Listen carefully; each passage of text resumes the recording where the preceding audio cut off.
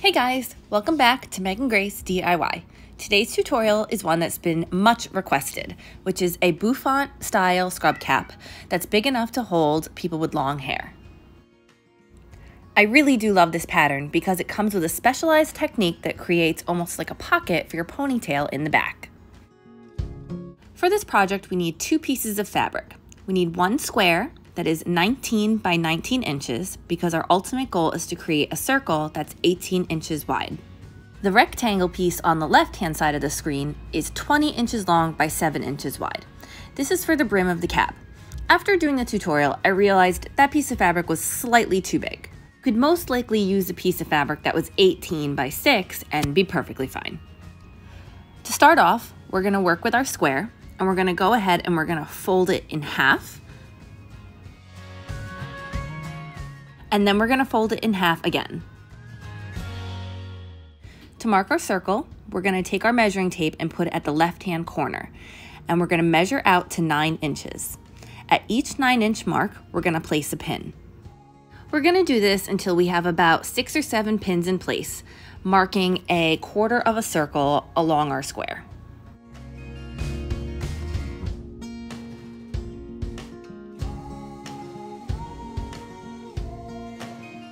Although it's hard to see my pins, watch my finger, I trace my quarter circle. And now we're gonna cut just to the outside of the pins.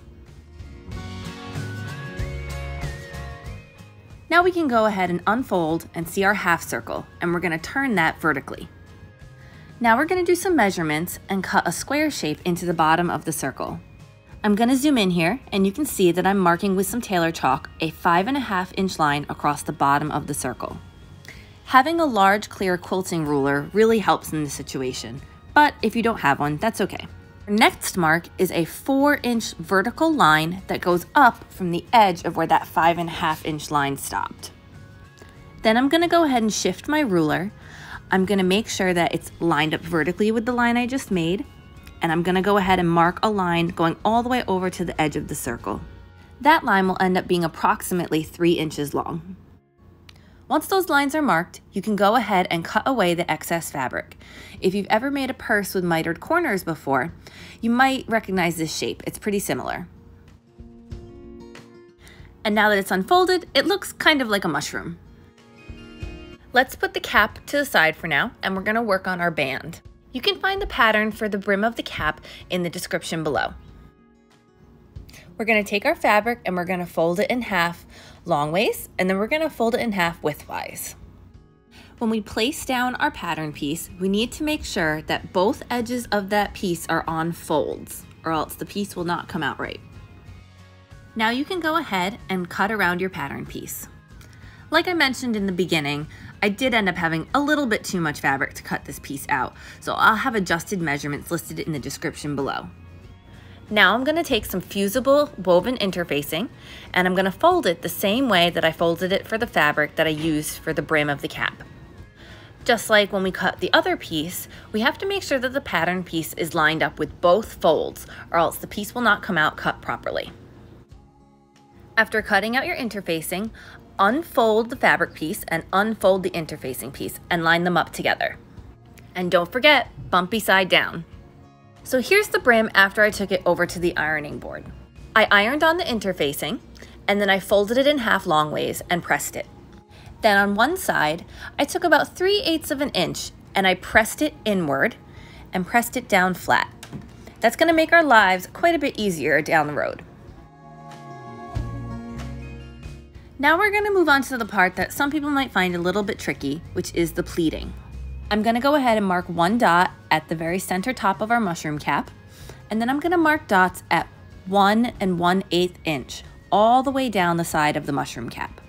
Besides the center dot, you're gonna end up with 15 dots down the side, and then you're gonna repeat and do the other side.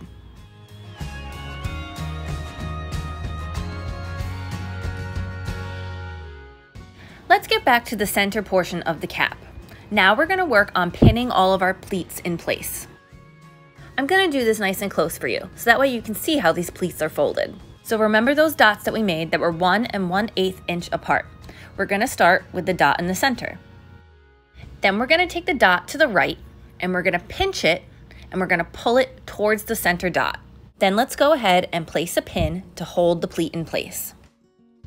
After that, we're gonna go to the dot to the left, pinch it and pull it towards the center, and place a pin to hold it in place. We have essentially created a box pleat that will be the center front of our cap. Now let's work on our pleats going towards the right. Take the next 2 dots, you take the dot farthest out to the right, pinch it and push it towards the left, and then put a pin to hold it in place. Go ahead and repeat this with each set of dots going all the way down the right curve of the cap.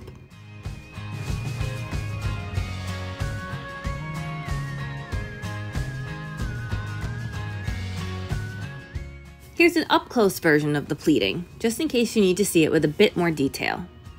Once you've finished all the pleats on the right side, you're going to go ahead and do the pleats on the left side. So this is what your cap should look like at this point. All of your pleats are completed. With our pleats pinned in place, we're going to take it over to the machine and we're going to do a basting stitch over all of the pleats. I also pressed them down a bit so they'd be nice and crisp.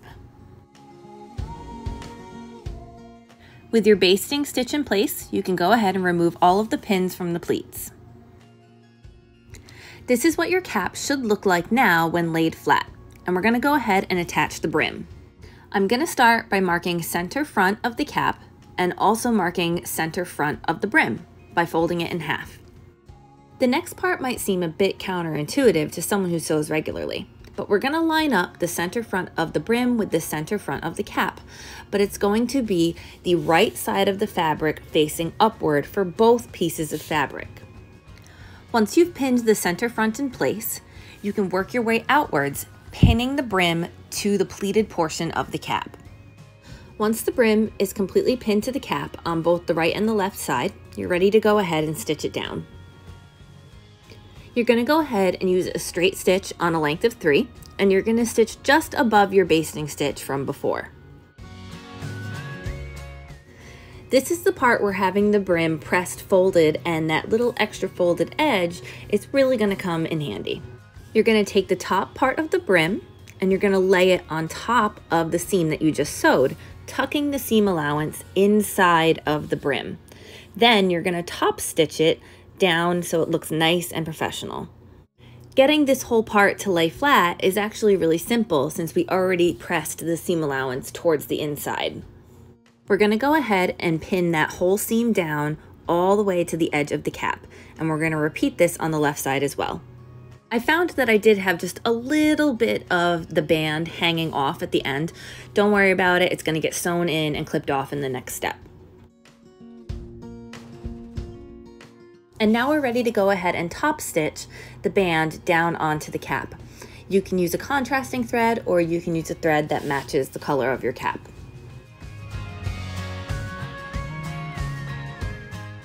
I really do love the way the contrasting top stitching looks across the band. Now with the band finished, we're going to sew the mitered corners in the back of the cap. You're going to find the square that we cut out of the circle at the beginning of our pattern making, and you're going to take the 2 edges and line them up flat. Go ahead and pin them together.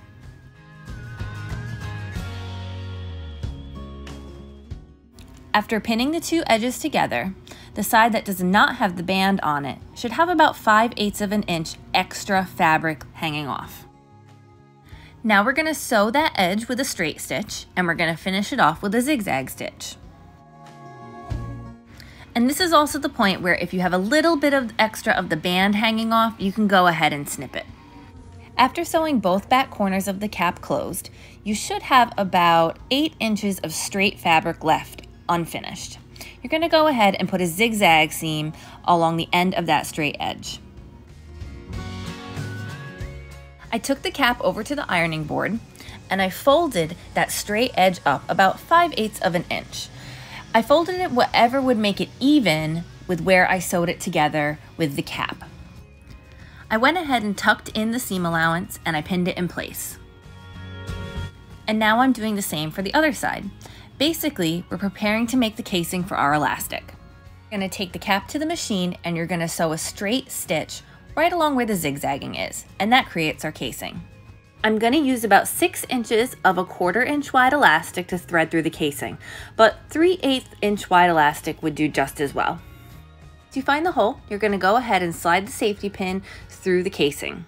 You're going to keep on sliding it through, but keep an eye on the end of the elastic. Make sure you don't lose it inside of the casing.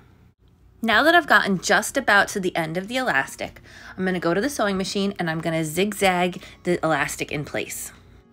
I know the zigzag stitch looks a little bit on the messy side, but I really wanted to make sure that that elastic would stay in place and not run the risk of snapping. We're going to continue on moving our safety pin down the casing all the way to the end until our elastic pops out the other side. And then I'm going to go ahead and zigzag the elastic in place along with closing up the casing all at once. And with that final step, you've completed your Bouffant style scrub cap. But one more thing before we go, a fit test.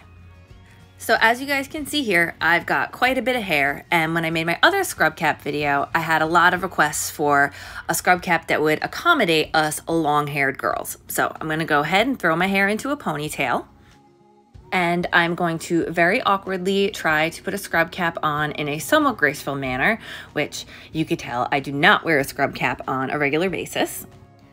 But once I seem to get my hair all tucked into place and get it on my head where it should sit properly, it's actually extremely comfortable. We've got a quick side and a back view. And if I give my head a good shake it up and down, side to side, the cap stays in place very comfortably. The elastic isn't too tight, but tight enough to keep it in place. Thank you once again for stopping by Meghan Grace DIY. I really hope you found this tutorial to be helpful and informative and easy to follow. The response to my channel over the past few weeks has been nothing but amazing, and I really hope that besides making some masks for first-line responders, I hope that I'm helping teach some first-line responders how to make things for themselves. And if you aren't already subscribed, please hit that subscribe button on your way out. Have a great time sewing!